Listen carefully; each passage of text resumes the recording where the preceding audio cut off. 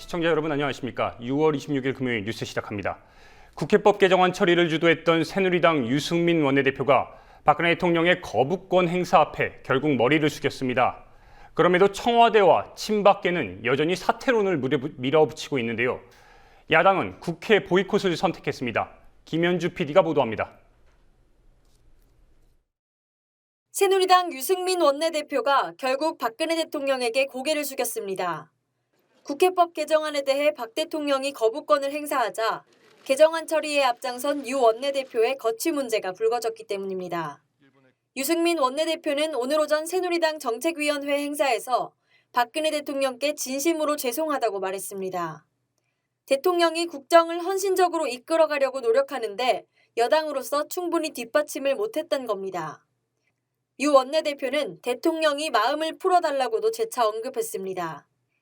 취임 이후 소신행보를 보여온 유승민 원내대표가 사퇴 압박이 거세지자 자리 보존을 택했다는 평가가 나옵니다. 국회의원으로서의 권리와 의무 이런 것들을 너무나 송두리째 날려버리는 그러한 저자세의 반성문이었다라고 하는 생각이 들고, 유승민 대표가 대표로서 국회 본회의에서 첫 연설을 했던 것을 감동스럽게 들었던 것을 기억하고 많은 기대를 가지고 있었습니다. 그런데 그러한 원내대표를 청와대가 그러한 반성문을 제출할 정도로 그렇게 참 압박을 한 것이 아닌가 하는 생각이 들어서 참 참담한 심정을 가지고 지켜볼 수밖에 없었습니다. 유 원내대표의 사과에도 청와대와 당내 친박계는 사퇴론을 밀어붙이고 있습니다.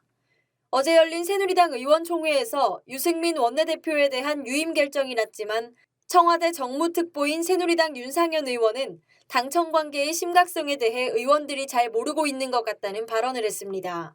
윤상현 의원은 또 유 원내대표 책임론이 일단락된 것 같지 않다며 진정한 리더는 거취를 묻는 게 아니라 스스로 결정한다고 밝혔습니다.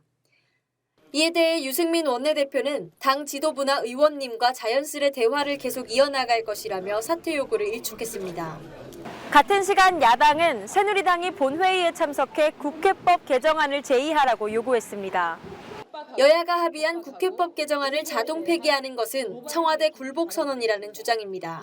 새누리당의 국회법 개정안 자동 폐기 추진은 자신들의 결정을 스스로 뒤집는 자기 배반이자 청와대 굴복 선언입니다.